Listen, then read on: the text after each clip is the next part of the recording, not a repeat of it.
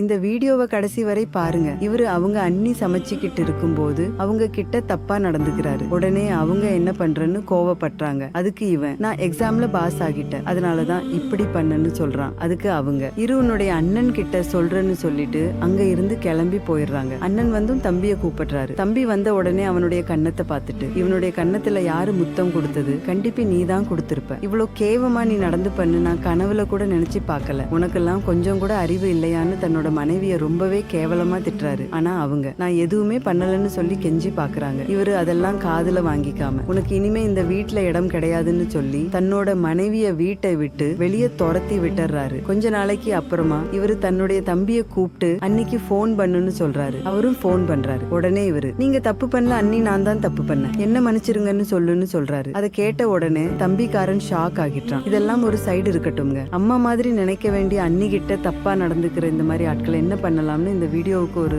Like போட்டு கமெண்ட்ல சொல்லுங்க. இந்த பொண்ணு தன்னுடைய புருஷனுக்கு போன் பண்ணும்போது இவனும் போன் பண்ணிருக்கான். உடனே அவங்க கான்பிடன்ஸ்ல போட்டு தன்னுடைய புருஷனுக்கு உண்மைய புரிய வச்சிருக்காங்க. உண்மைய தெரிஞ்சுக்கிட்ட அவரு தன்னுடைய தம்பி கிட்ட, அண்ணி கிட்ட போய் இப்படி கேவலமா நடந்துகிட்டியே பொறுக்கி நாய, இனிமே நீ இந்த வீட்டு பக்கம் வராதடான்னு சொல்லி தன்னோட தம்பிய வீட்டை விட்டு வெளியே துரத்தி விட்டுறாருங்க. இவரு செஞ்ச செயல் சரின்னு நினைக்கிறவங்க இந்த வீடியோவுக்கு ஒரு லைக் போட்டு கமெண்ட்ல சூப்பர்னு கமெண்ட் பண்ணுங்க.